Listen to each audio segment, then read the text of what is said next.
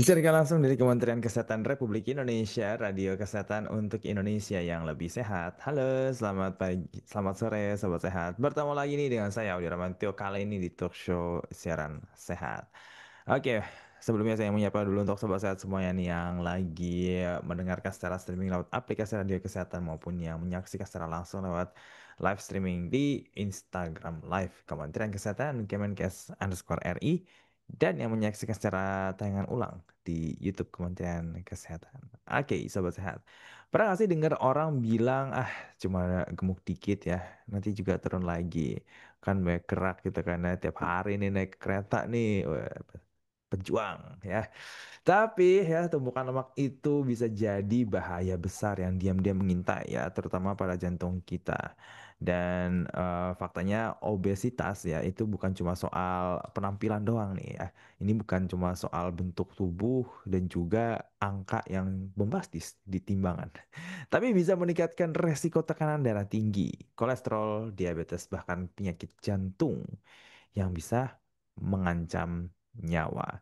Dan itu nggak kenal usia ya, mau tua muda ya. Karena kalau obesitas itu memang benar-benar membahayakan ya untuk kesehatan, apalagi nyawa kita nih, sobat sehat ya. Nah, kita akan bahas topik tersebut ya, obesitas bikin jantung bermasalah bersama dengan narasumber kita yang merupakan seorang ahli jantung dan pembuluh darah, Dr. Mega Febrianora. Halo, selamat sore, Dr. Mega. Halo, selamat sore Mas Odi. Selamat sore, Dr. Mega. Gimana kabarnya nih? Sehat? Alhamdulillah baik. Mas Odi gimana kabarnya? Sehat ya, senang sekali ya kita bisa kembali lagi nih berbincang di talk show Radio Kesehatan bersama dengan Dr. Mega. Dan juga sobat sehat nih yang mau bertanya langsung dengan Dr. Mega mengenai topik kita hari ini bisa langsung aja bertanya lewat live Instagram di Kemenkes_RI, tulis pertanyaan kamu di kolom komentar atau kirimkan WhatsApp 0821 3636 2018. Oke, Dokter enggak, masyarakat ini sering mendengar bahwa obesitas itu memicu penyakit jantung. Ya, ini kayaknya udah sering banget ya disosialisasikan di mana-mana. Tapi baik yang belum benar-benar paham ya bagaimana kaitannya nih ya. Jadi sebenarnya apa sih hubungannya antara obesitas dengan gangguan pada jantung? Oke, ya. Jadi em, betul banyak sekali yang mungkin udah sering kita bahas ya. Kalau kita obesitas, kita akan beresiko untuk kena penyakit jantung. Tapi mekanismenya gimana sih gitu? Karena kan kita ngeliatnya kalau Gen Z itu generasi yang pinter ya. Jadi kita harus ngasih mereka edukasi yang cukup apa ya jelas mekanismenya sampai mereka bisa mengerti. Nah, jadi gini. Obesitas itu kan kelebihan berat badan sebenarnya dengan indeks massa tubuh di atas 25 kalau kita pakai standar WHO. Sorry, standar Asia. Kalau WHO di atas 30. Nah, kelebihan berat badan itu nanti dia akan memicu beberapa kondisi. Salah satunya adalah dia memicu faktor-faktor atau mediasi-mediasi yang membuat peradangan di dalam tubuh kita. Dan peradangan itu adalah sebenarnya pathway utama di mana muncul penyakit-penyakit metabolisme seperti penyakit diabetes, penyakit jantung, penyakit stroke, seperti itu. Nah, sebenarnya jalan menuju penyakit jantung koroner itu ada banyak. Jadi kayak jalan menuju Roma gitu loh.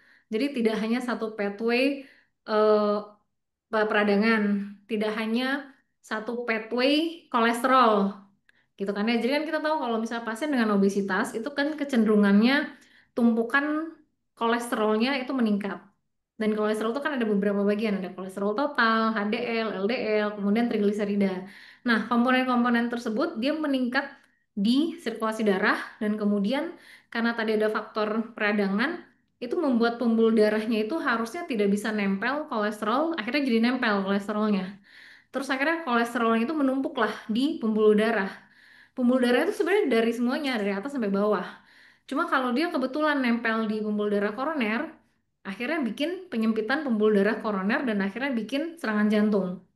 Oke, tapi itu nggak cuma salah dua penyebabnya. Ada banyak cara lain. Contoh, misalnya dia oxidative stress. Oxidative stress itu bagian dari peradangan juga.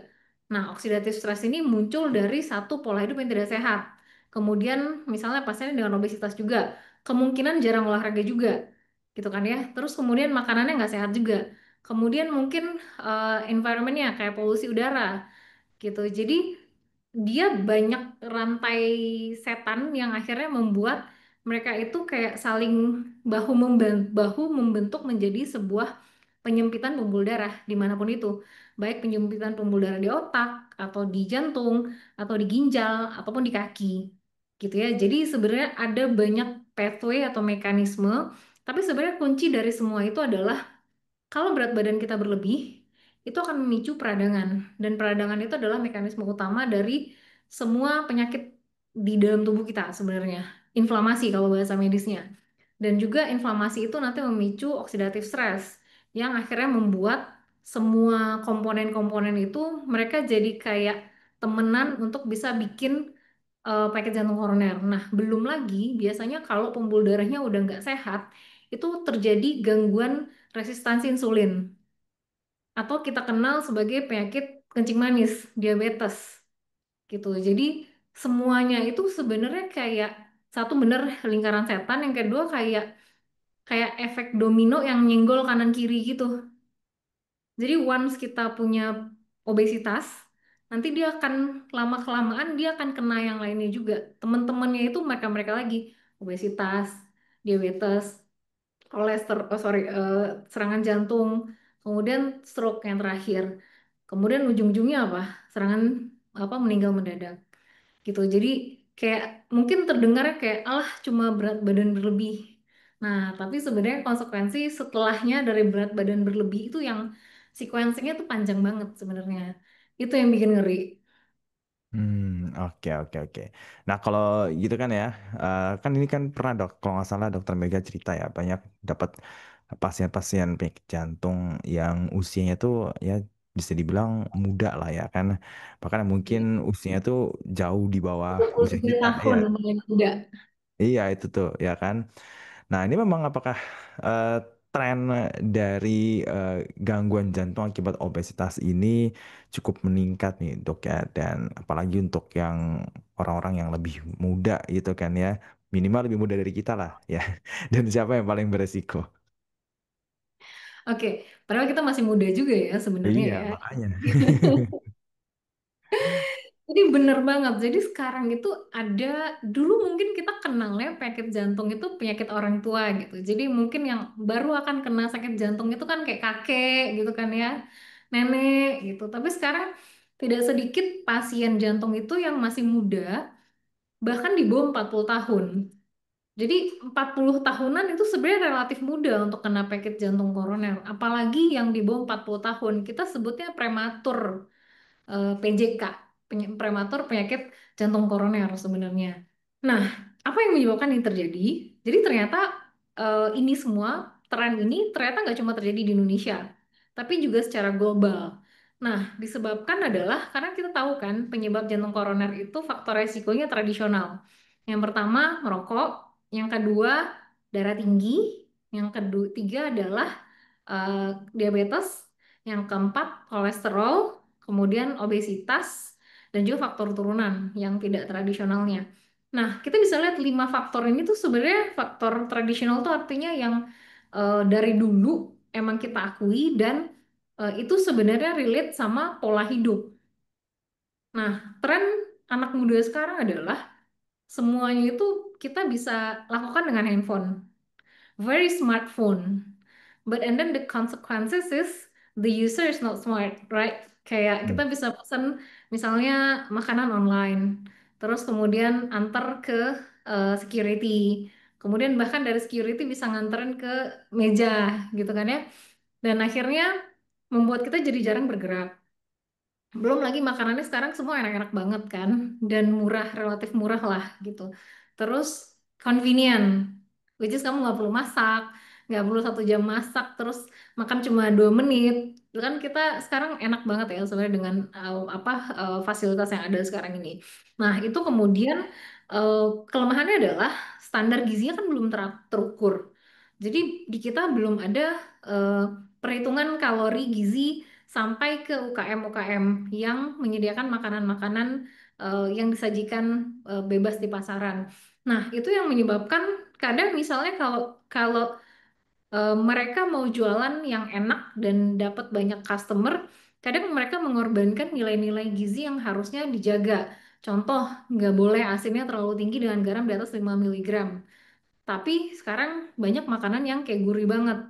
Oke. Terus kemudian gula, minuman, minuman rasa. Kita kan sekarang banyak banget jenisnya. Boba lah, kopi lah, apa adalah dan segala macam maca dan lain-lain. Nah, di situ kadang juga mengabaikan batas gula maksimum sehari.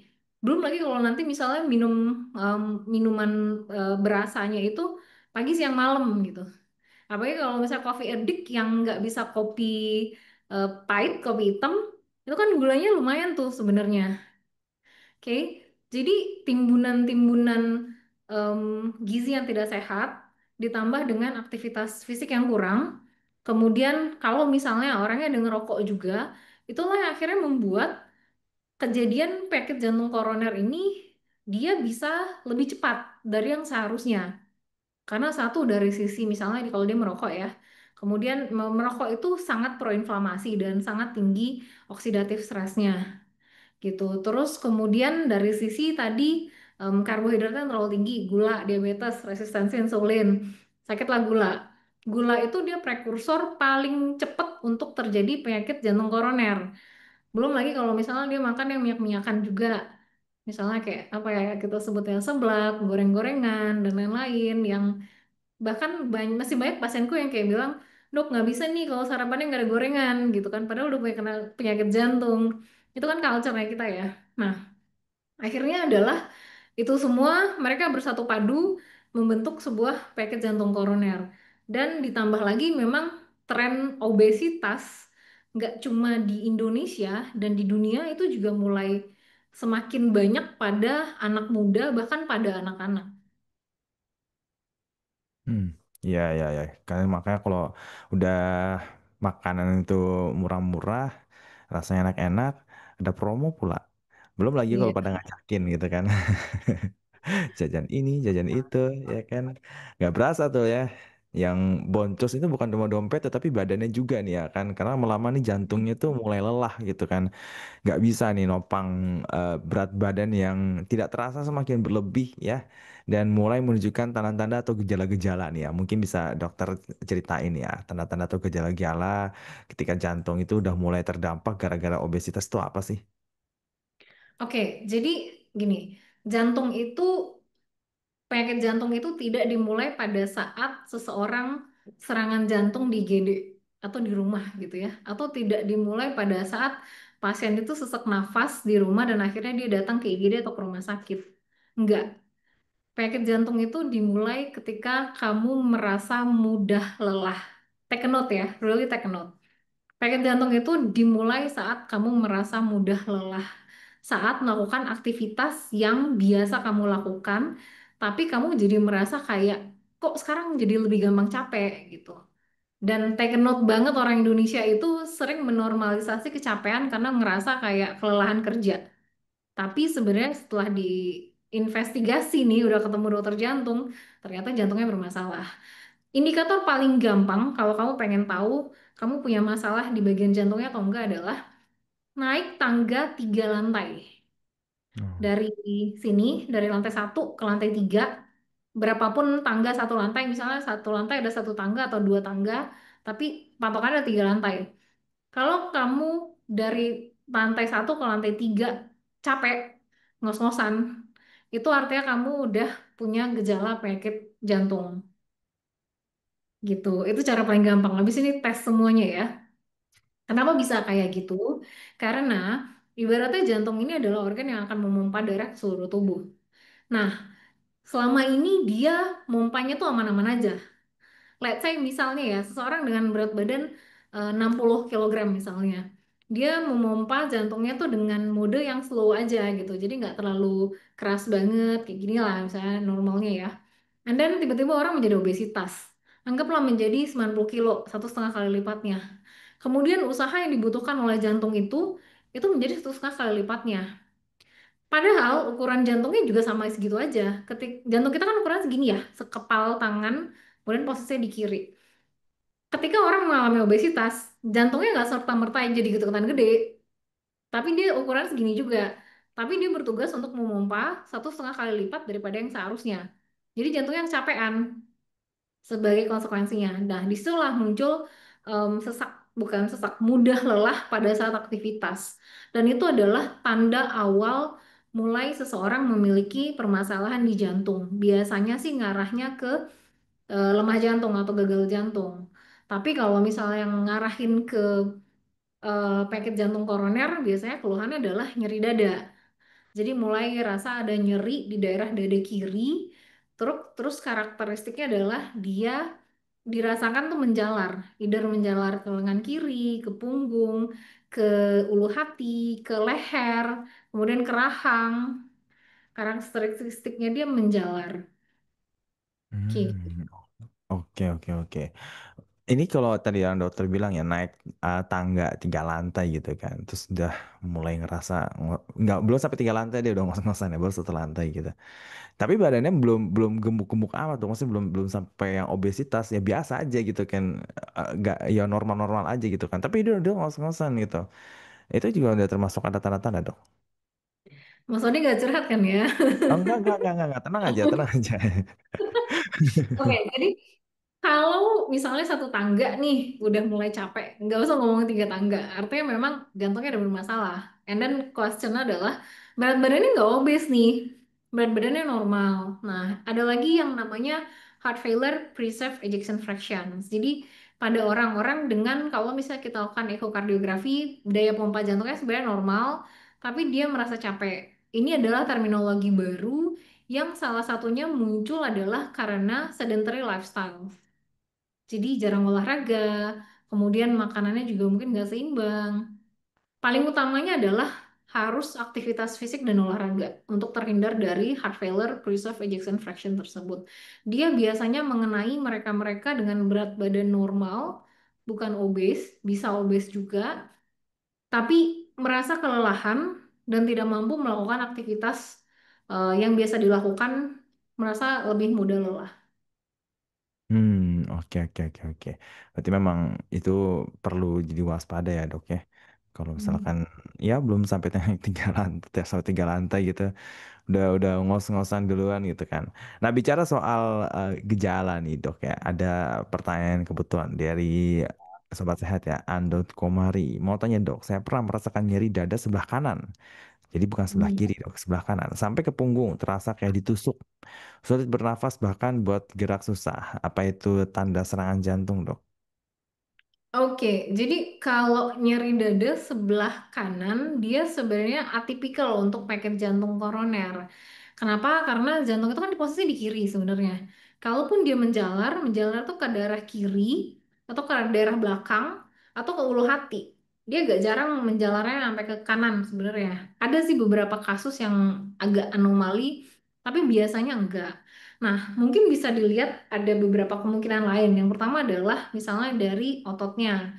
Apakah jarang berolahraga atau habis melakukan olahraga yang terlalu ekstrim menggunakan otot-otot dada di bagian kanan ataupun kiri gitu. Kemudian kemungkinan kedua adalah kalau misalnya nyeri dada diikuti oleh pernafasan. Jadi kalau misalnya tarik nafas sakit gitu kan ya.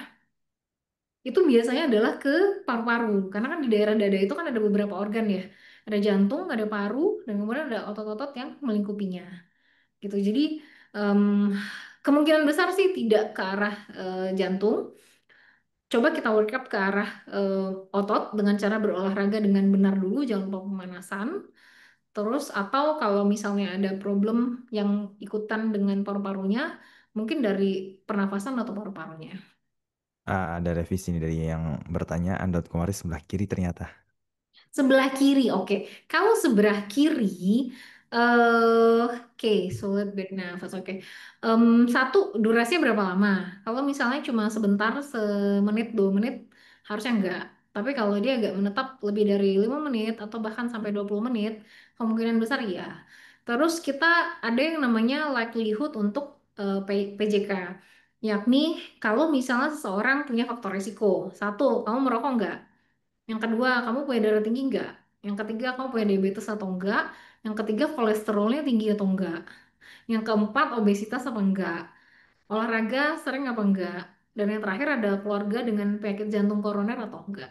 Kalau Hmm. misalnya ada faktor resiko dari yang disebutkan, kemungkinan besar memang betul ke arah serangan jantung. Apalagi kalau misalnya faktor resikonya yang eh, utama kayak merokok, kemudian diabetes, kemudian kolesterol, kemungkinan besar memang betul ke arah serangan jantung atau penyakit Hmm. jantung. Oke, oke. Nah, tadi ini menarik ya. Dokter tadi sempat mention juga salah satunya apakah kolesterolnya tinggi atau enggak. Berarti memang ini kan ada yang bertanya nih dari Bagus TB. Berarti memang kolesterol tinggi ini terutama LDL sama trigliserida itu penyebab serangan jantung ya, Dok ya, salah satu faktor resikonya, Dok ya, kalau dua ini tinggi gitu. Ya, penumpukan dari LDL dan dan trigliserida di daerah pembuluh darah koroner di bagian jantung, kalau dia menyempit dan membuat alur darahnya menjadi sirkulasi darahnya di koronernya menjadi tidak lancar, itu yang kemudian akan menyebabkan serangan jantung pada pasien. Hmm, oke, baik.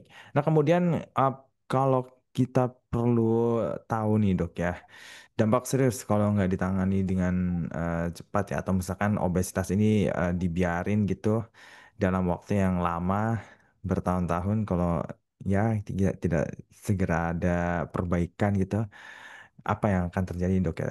Dampak seriusnya terhadap jantung kita. Dampak serius paling seriusnya kalau dia mengalami penyakit jantung koroner, serangan jantung bisa meninggal. Dampak Hmm. gangguan kualitas hidup sehari-harinya adalah mudah lelah.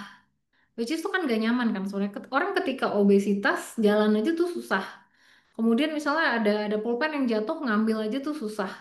Untuk dia bisa hidup nyaman sehari-hari aja dia terganggu kualitas hidupnya kan sebenarnya. Kemudian dia akan berusaha gampang capek.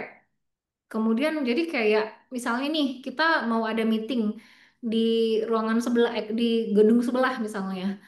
Orang yang obesitas tuh akan cenderung cari cara yang membuat dia tidak lelah.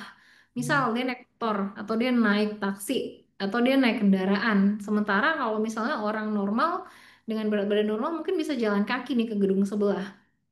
Nah, ini kemudian menjadi sequence di mana obesitas itu menjadi semakin memburuk karena dia nggak melawan dan tidak berusaha untuk memperbaiki obesitasnya gitu. Melainkan adalah mencari cara biar nggak capek. Itu pola yang aku sering lihat dari mereka-mereka dengan obesitas. Jadi ini sebenarnya masalah yang sangat serius, di mana kalau dibiarkan resiko ke depannya adalah serangan jantung dan henti jantung mendadak. Hmm, oke. Kalau nggak obesitas tapi tetap kayak begitu, Dok, yang mencari cara supaya tidak lelah gitu kan. Itu gimana, Dok? Kayak mungkin dengan alasan ya mager aja gitu. Mau jalan gitu kan. Ya nggak tahu ya, kalau di sini tuh kalau jalan 10 sampai 15 menit tuh udah hitungannya jauh gitu. Iya, iya, iya. Oke, kalau untuk itu sebenarnya solusinya nggak ada lagi selain harus olahraga.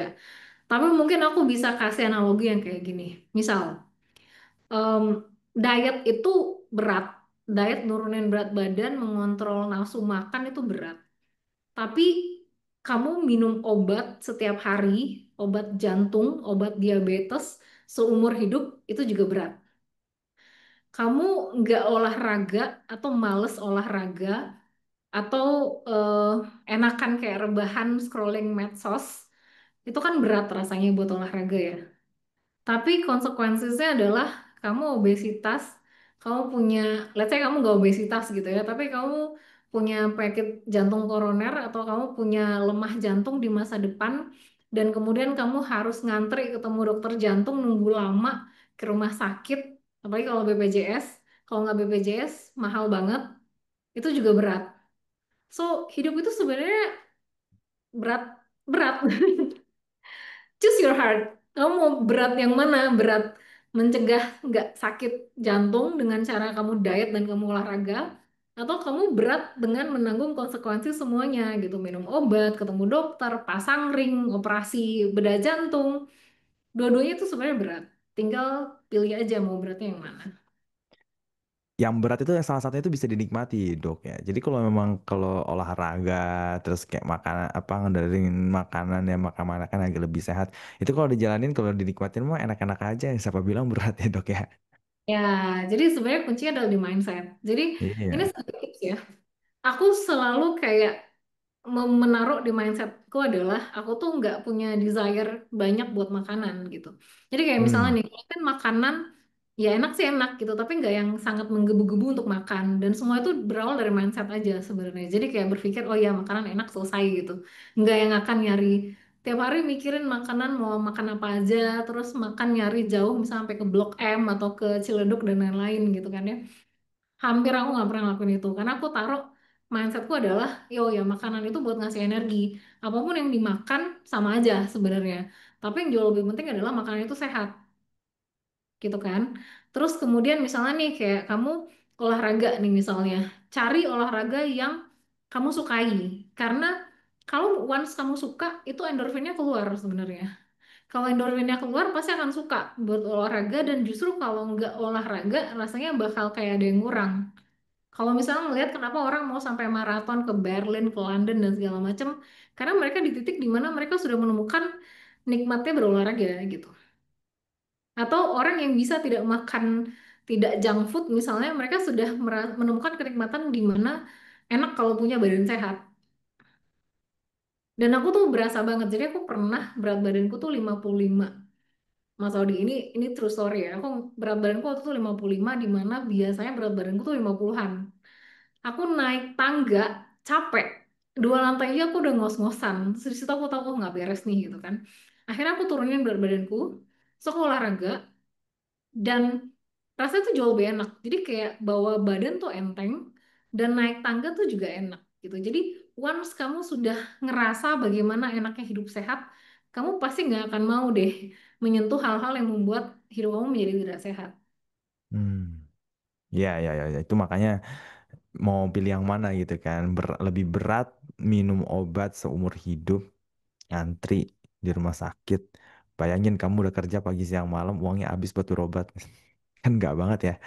Kita kan kerja kan buat nikmatin hidup ya, nikmatin hasil kerja keras ya. Masa uangnya habis buat berobat kan bisa yang seharusnya bisa dicegah gitu. Ya, tadi udah dijelasin ya cara pencegahannya kayak apa Sobat Sehat. Oke, ini ada satu pertanyaan terakhir nih dari U_mes. Dok, kalau pasien muda wanita 29 tahun ada risk factor sudah Holter dengan hasil HR maksimum 140 BPM dan HR minimum 20 BPM sleep. Apakah hal tersebut normal? HR minimumnya sih nggak normal ya. Sampai 20 ini terlalu rendah dan berbahaya. Jadi minimum Hmm. kalau buat tidur sih anggaplah di 50 ya cukup sebenarnya. Kalau di bawah 50 kayaknya takutnya ada kelemahan di bagian nadinya. Jadi kayaknya mending ketemu sama dokter spesialis jantung untuk di work up lebih lanjut ada permasalahan apa. Heart rate maksimumnya sih masih oke sih. Hmm. Minimumnya Oke. juga oke. Oke, baik. Oke, sahabat sehat ya. Kita sudah memasuki pengunjung dari siaran sehat ya. Cepet ya kalau ngobrol sama Dokter Mega tuh nggak berasa tuh ya. Udah 30 menit ya. Oke, dan saatnya kita masuk ke pesan-pesan sehat untuk sobat sehat. Silakan, Dokter Mega. Oke, so in this economy, sehat aja tuh ngejalanin hidup berat, bener nggak? Ya kan? Apalagi kalau misalnya kamu sakit gitu. Jadi jangan sampai kamu jatuh dengan kondisi sakit. Manfaatkanlah misalnya fasilitas yang ada. Kayak kamu sekarang di Kementerian Kesehatan, kita ada program cek kesehatan gratis. Kamu bisa tahu nih di segala umur ya, cek kesehatan gratis ini nggak cuma buat orang tua aja. Aku bahkan juga udah ngecek nih. Nanti bakal di screening semuanya, dan kalau misalnya kamu perlu work up lebih lanjut, nanti akan diarahkan ke fasilitas kesehatan di rumah sakit gitu. Terus kemudian ada banyak program lain juga, misalnya kayak di puskesmasnya ada program promotif apa, seperti misalnya kayak olahraga, senam bareng. Kita punya visi, bukan visi, slogan namanya Cerdik. Itu membantu biar kalian bisa punya pola hidup yang sehat. C, cek kesehatan secara berkala. E, enyahkan asap rokok. R, rajin aktivitas fisik. D, diet sehat. I itu istirahat yang cukup, dan K itu kelola stres. Jadi udah diformulasikan sedemikian rupa agar rakyat Indonesia itu hidupnya sehat. Jadi tinggal follow the rules aja. Mm-mm. Follow the rules dan hidup itu pilihan ya. Mau pilih yang mana? Kembali lagi. Ya, mau pilih yang tadi sudah dijelaskan Dokter Mega ya, hidup sehat, enak, menikmati hasil kerja keras ya, menikmati hidup yang only once ya, YOLO yang katanya itu ya. Atau ya itu Oh, arahnya mau yang arah yang ya udah gitu kan nikmatin aja semuanya makan apa segala macam nggak mau olahraga obesitas dan akhirnya harus berobat seumur hidup minum obat seumur hidup berobat seumur hidup uang hasil kerja keras habis buat berobat ya ya silakan ya hidup itu pilihan kok sobat sehat. Oke, terima kasih Dokter Mega. Seperti biasa nih ya memberikan insight-insight yang luar biasa setiap kali talk show. Dan semoga sehat selalu ya, Dokter Mega. Sampai bertemu di lain kesempatan. sama-sama, sehat-sehat juga ya semuanya. Bye-bye. Oke, sobat sehat. Terima kasih sudah mendengarkan lewat streaming aplikasi radio kesehatan maupun live Instagram Kementerian Kesehatan Kemenkes_RI dan yang menyaksikan lewat channel YouTube Kementerian Kesehatan. Kita ketemu lagi di program Talk Show Radio Kesehatan lainnya. Saya Dara Mantio pamit undur diri dan saya ucapkan salam sehat.